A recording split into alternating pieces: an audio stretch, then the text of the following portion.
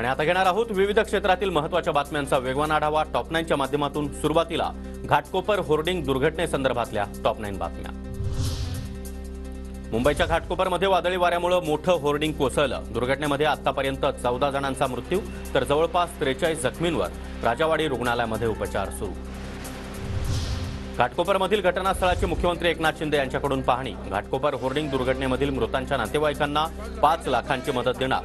जखमींच्या उपचाराचा खर्चही सरकार करणार, मुख्यमंत्री शिंदेंची माहिती। घाटकोपर दुर्घटनेची उच्चस्तरीय चौकशी करा, उपमुख्यमंत्री देवेंद्र फडणवीसांचे आदेश।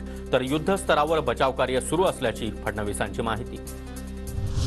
होर्डिंग लावणाऱ्या कंपनीविरोधात आणि भावेश भिडे याच्यासह इतरांवरही गुन्हा दाखल। पंतनगर पोलीस ठाण्यामध्ये सदोष मनुष्यवधाचा गुन्हा नोंद। पालिकेनं दुर्घटनेच्या दिवशीच इगोक मीडिया कंपनीला नोटीस बजावली। 6 कोटी 13 लाखांचा दंड भरण्याचे आदेश देखील पालिकेनं दिले होते। तर परिसरामध्ये अजून 7 अनधिकृत होर्डिंग असल्याचं महापालिकेच्या पत्रामध्ये नमूद।